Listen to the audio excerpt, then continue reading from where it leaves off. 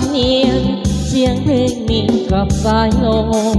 ให้สาวนาแก้วกลมสาวตากลมแห่งเมืองสวรรค์ได้ฟังเสียงเอ่ยสาวเอ่ยอย่าลวนลืมกันเถิงเฮาจะอยู่ห่างกันก็อย่าพันเปลี่ยนพันหัวใจหายจากน้องมาก็เพียงห่างกายาจิตใจและดวงโอลาโอ้คือว่าบกมีวันหายยังหากน้องอยู่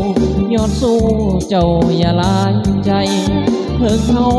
จะอยู่ห่างไกลห้องหัวใจเขาให้ตรงกันใจอ้ายใจน้องสองใจเขาให้โกมเกี่ยวอย่ามีซึ่งวันหดเลี้ยวบิดเบี้ยวเหหันขอให้เหมือนเก่าทางเฮาเคยอยู่ร่วมกันดังในคำคืนนั้นที่เฮาสองฮักกันซึ้งใจขอฝากสัญญานี้มาพร้อมกับเสียงเพลงให้สาวหน้าแก่จงเก่งอย่าเป็นนักเลงปานใจสาขอแค่สาวอย่าทำท่าเป็นคนเลือใบอย่าแกล้งปานหัวใจของผู้ใส่เถิดสาวหน้าแก่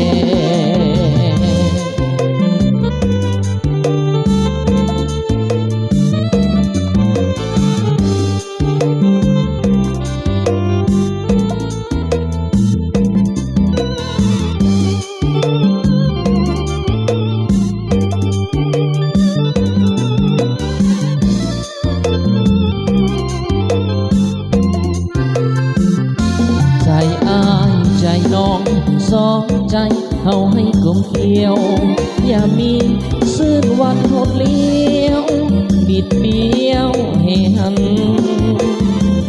ขอให้เหมือนเก่าทางเฮาเคยอยู่ร่วมกัน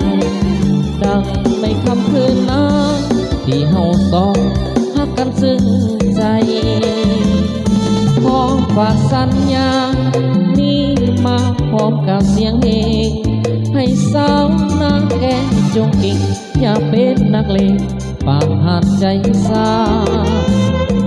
นาแก่สาวอย่าทำท่า